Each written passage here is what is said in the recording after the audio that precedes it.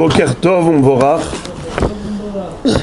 Je voudrais, par rapport au halachot de Souka, puisque nous sommes en train de construire les Soukot après Kippour, rappeler deux précisions à propos des parois. Vous savez que les parois de la Souka, on doit avoir au minimum deux parois qui font un angle droit et la troisième a filou tefah, même un tefah. Mais attention, il y a plusieurs halachot par rapport à ce fameux tefah. C'est pour ça que si on ne connaît pas bien les lois, on leur fait une mechitza normale, c'est-à-dire une mechitza qui fait au moins 7 tfahim, 70 cm. Donc, première mechitza, première cloison. Et en prolongement, le retour, deuxième cloison. Et ensuite, troisième cloison. Ça, c'est la souka qui est cachère. Et au-dessus, on met le scar.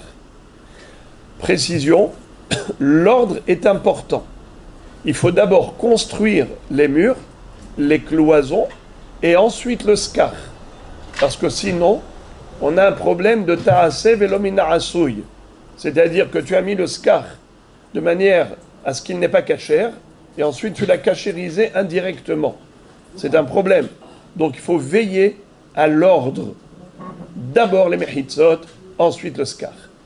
Deuxième précision, les parois n'ont pas besoin d'arriver jusqu'au srach. Les parois de la souka, il est suffisant qu'elles soient d'une hauteur d'1 mètre, ou bien d'après certains même 80 cm. Ça s'appelle asarat tefahim. Pourquoi est-ce qu'il y en a qui disent 80 cm et il y en a qui disent 1 mètre? Parce que selon le Raphaïm Naé, un tefah, c'est 8 cm. Un point. Un tefah. Et d'après le Chazon Ish, il dit qu'un tefah, c'est 9 cm,6. Donc, quand on dit 10 tefahim, la hauteur de 10 points, si c'est 10 fois 8, c'est 80 cm. Si c'est 10 fois 9,6, ça fait 96 cm. 1 mètre arrondi. En tout cas, on n'a pas besoin que les parois arrivent jusqu'au scar. Il est suffisant qu'elle ait une hauteur de asarat tefahim, de 10 points, et après, même si c'est ventilé, c'est aéré, c'est ouvert. D'ailleurs, vous voyez notre souka à nous, c'est comme ça qu'elle est. Elle est ventilée, et vous voyez tout ce qui se passe à l'extérieur. C'est sympa, vous avez un beau paysage. C'est cachère. Pourquoi? On applique la loi de Goudassik. Qu'est-ce que ça veut dire Goudassik mechitzata? Une fois qu'on a une paroi d'1 mètre, eh bien, on peut dire virtuellement, on la fait monter jusqu'au scar.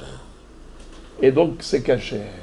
Donc, voilà deux précisions. La première, l'ordre de la construction.